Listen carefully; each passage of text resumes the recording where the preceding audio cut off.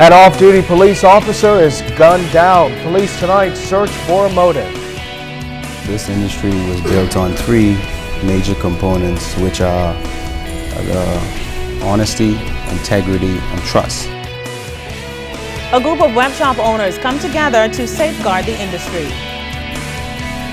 And the country still looks for a cure. The Bahamas Tonight, the National Report, starts now.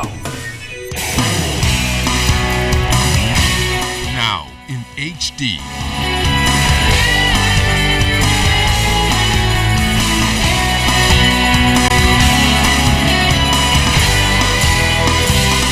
ZNS Network presents The Bahamas Tonight. This portion of the news brought to you by BTC Every Day. It was a busy night for police here in New Providence as they are investigating the death of one of their own. And authorities were out in full force to probe the officer who was shot and killed while sitting with a companion near Montrose Avenue in the Palmdale area of New Providence. Our Jared Higgs was on the scene. After 7 p.m. last night, police responded to reports of gunfire on Durham Street off Montrose Avenue. When they arrived, Assistant Commissioner Stephen Dean says they found the body of a man in a dark-colored Jeep. And police responded. On arrival, they met a male, the body of a male, who we later found out to be an off-duty police officer with gunshot wounds, laying in the vehicle, lifeless. We also understood that a female companion was in the vehicle with him. The off-duty police officer has been identified as Sergeant Wayne Roll. Police say they haven't determined a motive for the crime, but they are following significant avenues. Mr. Dean also reiterated an all-too-familiar plea for the public's assistance. Anyone might have seen it might be in the slightest bit of information. We are asking you to please contact the police. The police need the public assistance. We want to bring justice to this incident. It's a serious incident when you hear that an officer has lost his life, but we need police assistance. So you could imagine the mood of the RBPF tonight. President of the Christian Council, Reverend Dr. Ranford Patterson, visited the scene and spoke to reporters where he had this to say about the matter. Whether it's a police or not, the loss of life, somebody is grieving. Somebody lost a father, somebody lost a son. And I can imagine the pain that they must be going through at this time. You know, so we just must stand together as a people and say we've had enough. This latest homicide brings the country's murder count to 113. Jared Higgs, ZNS Network News. The Roll family issued a statement late this afternoon to thank well-wishers for support during the tragic death of their brother, Sergeant 1475 Wayne Roll. The family is asking that persons respect their privacy and provide them space to grieve as they struggle with this devastating loss. Now, the family encourages persons who have information that they believe is helpful to resolving this homicide to contact the Central Detective Unit, as the Roll family has every confidence in the Royal Bahamas Police Force. Now, in the wake of the murder of that off-duty police officer last night, the Police Staff Association is calling on government to revisit its policy with regards to off-duty police officers being armed. As Fern Carey tells us tonight, the association claims the current policy must be changed, that it is putting officers' lives at risk. PSA President Inspector Dwight Smith explained that the Commissioner of Police determines which officers are able to carry police-issued weapons while off-duty. However, he said the current policy regarding off-duty officers must be changed in order to protect the lives of officers and to keep pace with current policing trends. His comments come on the heels of Thursday night's murder of an off-duty police officer. We can look back in this year of the numerous of matters that happened with police officers. And if you notice the trend now, majority of them happened when police officers were actually off duty. In all of the shootings, the police officer was off duty. In all and majority of the incidents where officers arrested persons, he or she was off duty. And so we just need to take a different look at those policies that deem us as an unarmed force. Smith also offered condolences to the family of the police officer gunned down, and he called on all stakeholders in the community to work together to rid the country of crime. Police Staff Association Treasurer Corporal Kirk Bastian noted that police officers should be more involved in crafting crime-fighting initiatives moving forward. They went to the church, they went to the civic group, they went to the community, they went to the business community, okay? But guess what? They never one day, nobody never one day said, hey, let's talk. You talk to all them people, but you won't talk to the professionals. You never one day say, hey, let me call all the police officers in a forum and let me hear what they have to say. Because they are the people who fight in this cause. For Nkiri, ZNS Network News. Well, in the midst of ongoing concerns about rising crime, particularly murder, and the public outcry for the death penalty to be enforced, Attorney General Senator the Honorable Allison Maynard Gibson says Crown prosecutors will seek or continue to seek the death penalty, particularly in cases deemed to be heinous. Well, this came after the appellate court quashed a death sentence last week for convicted murderer Anthony Clark Sr., who was found guilty last year of a contract killing.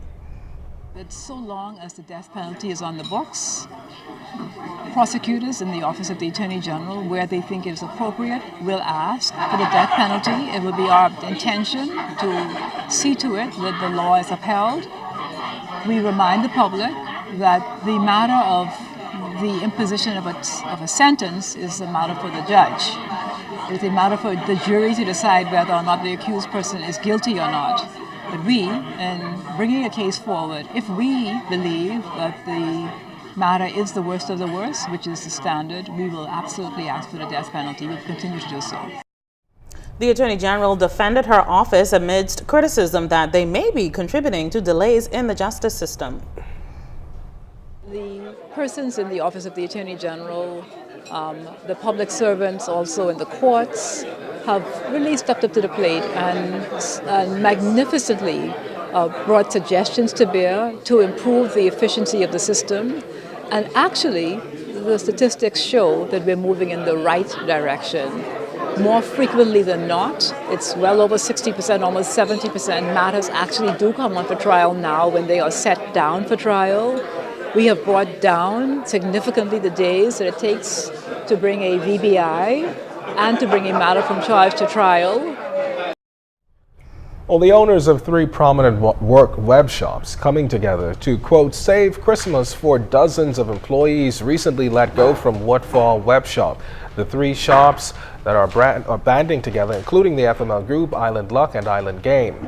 There has been no word on what led the company to summarily dismiss staff, but some workers say they are still in shock. Now, this coming together by web shop owners is a bid to help save and protect the reputation of the newly regularized gaming industry. The most important thing for us to do was what we are doing right now.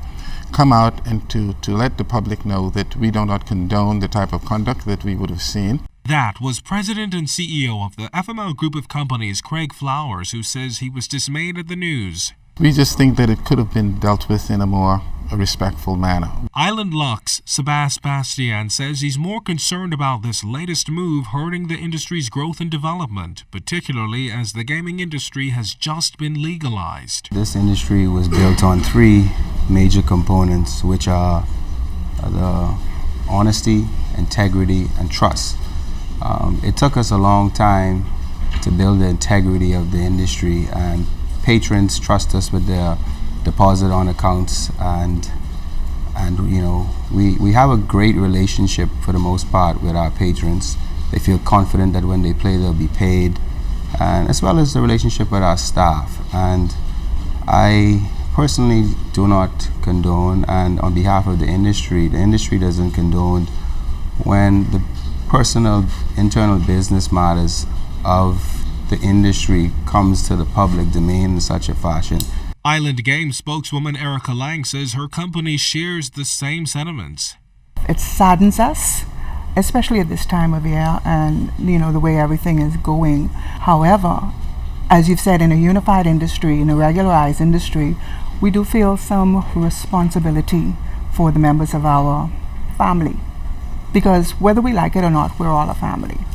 And we are going to work with the other entities to see what it is we can do to help. Now to health news this Friday. For the 9th year, students participated in the Human Red Ribbon Formation. It's a symbol of AIDS awareness and education worldwide. The primary school students were a part of the event held today at the Thomas A. Robinson National Stadium. Bahamas AIDS Foundation President Camille Lady Barnett says they partnered with the Red Cross School Program to heighten awareness among our nation's youth. Just based on some studies that I've seen, the average age for first sexual contact for boys is 11, for girls is 12, and they're babies.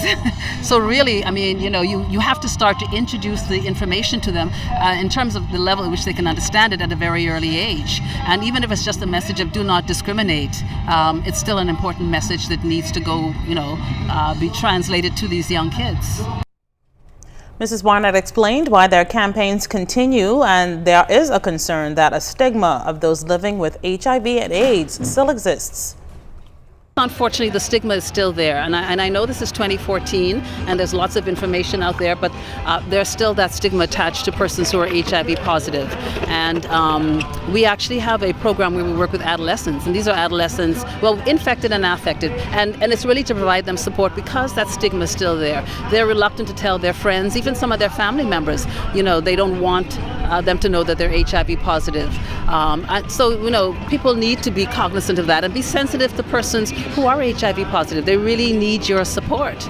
And it is a fight that all of us in the whole community, all of us have to be involved in. This segment of the news is brought to you by Shell Quality Fuels.